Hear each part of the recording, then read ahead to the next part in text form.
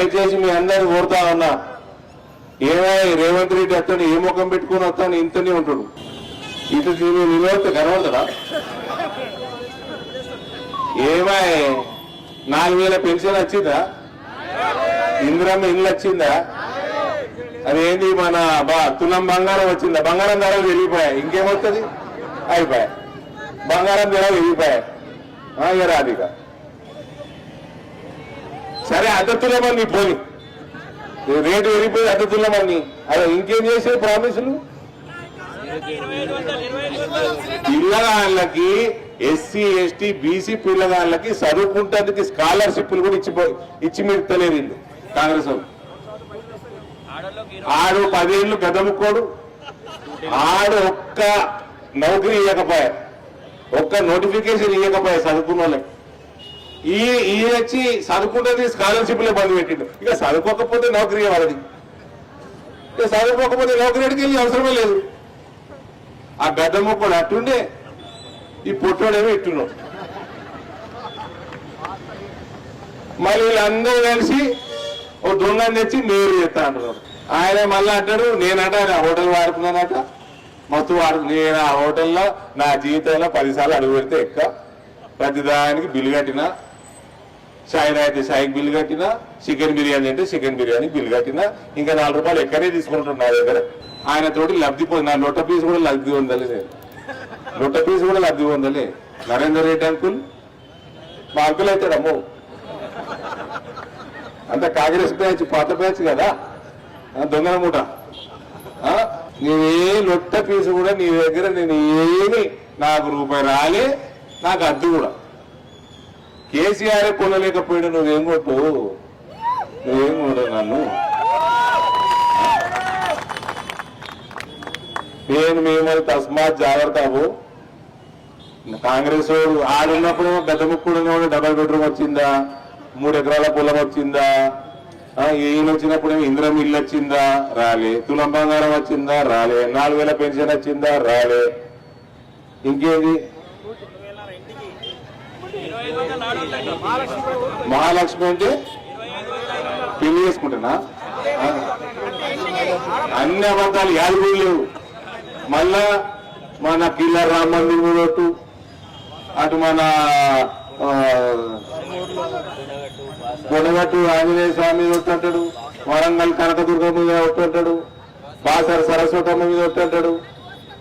ఒక్కసారి అది వెళ్ళేసి బయటికి పోయి అల్లా మీద ఒట్టేసి ఒక్క అబద్ధం ఆడమని కోసేస్తారు, నిలువును కోసేస్తారు. ధైర్యం అంటే ఒక్కసారి పోయి అక్కడ చేయమని. ఇంతే ఉంటాడు, గిడ్డ గిడ్డ గిడ్డ గిడ్డ ఇప్పుడు మన ఫుట్బాల్ ఆడికి చూసారా పరిపాలన ఏదా అంటే ఫుట్బాల్ ఆడుతాడు, షెడ్ వేసుకో. వాడేమో మెస్సీ ఆడున్నాడు, ఇరుకొచ్చి కొడితే బాల్ ఇటు పోతుంది. ఇది ఇట్లాంటి వాళ్ళు రాజ్యం వేలుకుంటా.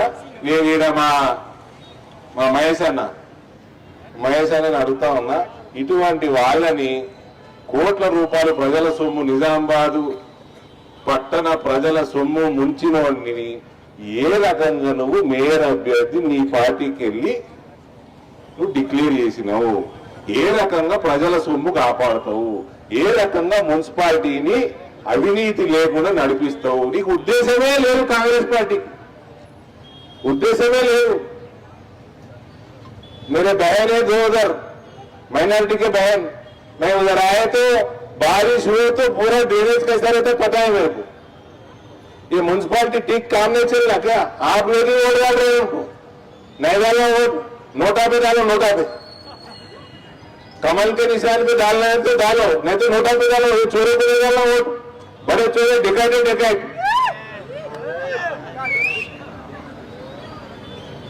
क्या बहन समझ में आया? Congress is Muslim, Muslim is Congress. చూసి రోలన్నా సుంతి చూసిర్రా? మహేష్ కుమార్ గారు అయినా సుంతి అయిందా చూసి చెప్పు కాంగ్రెస్ పార్టీ. ఇప్పుడు జవాబు లేదు. కాబట్టి ఛాన్సేపు అయింది, మీరు అందరూ వచ్చి దయచేసి చేతులు జోడించి రిక్వెస్ట్ చేస్తా ఉన్నామా, అవినీతి మా ఇంట వంట లేదు. ఈ పట్టణాన్ని అద్దం లెక్క మార్చుకుందాం, పైసలు ఎవరెవరు కట్టాలను వసూలు చేద్దాం, నీట్ అండ్ క్లీన్ సిటీగా ఇందూరు పట్టణాన్ని మనం చేసుకుందాం. ఇటువంటి దోమల బాధ, ఈగల బాధతోటి దూరం పోదాం. అందరికీ, హిందువులు కానీ ముస్లింలు కానీ అందరికీ చేద్దాము. అటువంటి ఉద్దేశంతో మీ ముందరకు వస్తున్న భారతీయ జనతా పార్టీ అభ్యర్థుల్ని పెద్ద మెజారిటీ తోటి గెలిపించాల్సిందిగా మీ అందరినీ ప్రార్థిస్తూ సెలవు తీసుకుంటా ఉన్నా. భారత్ మాతాకి. సపోర్టర్స్ అన్న వీళ్ళు డివిజన్ లో సపోర్టర్స్ మాకంటే మంచి ఫుల్ సపోర్ట్ ఉన్నారు. రజక సంఘము, మళ్ళీ భారత్ చెప్పిన ఐటీ రవి, రమేష్ అన్న, సల్లా ప్రశాంత్, అన్నం శ్రీనివాస్, దోర్నాడ రవి, దోమల శ్రీను, దినేష్, రజక సంఘం అందరి హిందువులకి ఏమేమవుతుందో ఎట్లెట్లెత్తుందో నేను మాట్లాడతలేను. ఇంకా మాట్లాడితే ఈ బీజేపీ వాళ్ళు వచ్చి హిందూ ముస్లిం అంటారు. నేను మాట్లాడతలేను. ఇంకా మాట్లాడితే అక్కడ కలుగుతుంది. నేను మాట్లాడతలేను. ఏమేమవుతుంది ప్రపంచంలో చూస్తలేదా? చూస్తుంటారు కదా.